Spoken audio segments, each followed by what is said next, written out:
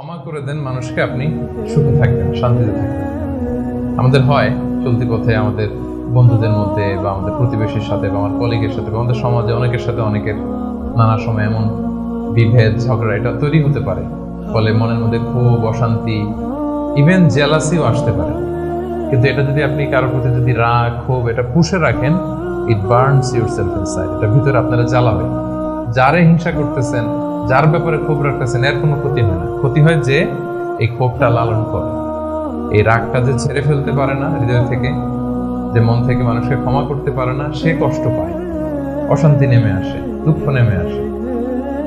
আর যে সিম্পলি ক্ষমা করে দেয় সবাইকে, সে মানে সুখী একটা জীবনযাপন করতে পারে। এবং এটা জরিপেও, গবেষণাতেও দেখা গিয়েছে যে যে অন্যকে সহজে ক্ষমা করে দেয় সে হ্যাপি লাইফ লিড করে। তাহলে 2 নাম্বার কি? ফরগিভনেস, ক্ষমা করে দেয়। এটা আমরা রাসূল সাল্লাল্লাহু আলাইহি ওয়াসাল্লামের জীবনীতে যদি দেখি, রাসূল সাল্লাল্লাহু আলাইহি ওয়াসাল্লাম কি পরিমাণে যে ক্ষমা করেছেন, তো আপনারা নিজেরাও জানেন যে কত ঘটনা। ওনার পুরো জীবনীটাই তো ক্ষমা। সবসময় ক্ষমা করে দিতেন, মনে দুঃখ পুষে রাখতেন না কখনো। এবং সাহাবাদেরকে বলতেন তোমরা ক্ষমা করে দাও।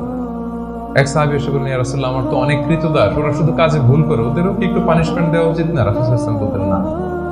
তো কি করবো? ক্ষমা করে দাও। কয়বার করবো? বলে প্রতিদিন কমপক্ষে 70 বার। যতবার তুমি আল্লাহর কাছে ক্ষমা চাইবে ততবার ক্ষমা করবে। যতবার আল্লাহর কাছে ক্ষমা পেতে চাও ততবার ক্ষমা করবে। ফিলোসফিটা বুঝতে পারছেন? আমরা আল্লাহর কাছে ক্ষমা চাই, কিন্তু আমরা একে অপরের ক্ষমা করতে পারি না। আল্লাহ তাআলা বলেন যে তুমি ক্ষমা করো, আমি তোমারে ক্ষমা করে দেব। তুমি ক্ষমা করো তোমার ভাইদের, আমি তোমার ক্ষমার ব্যবস্থা করতেছি।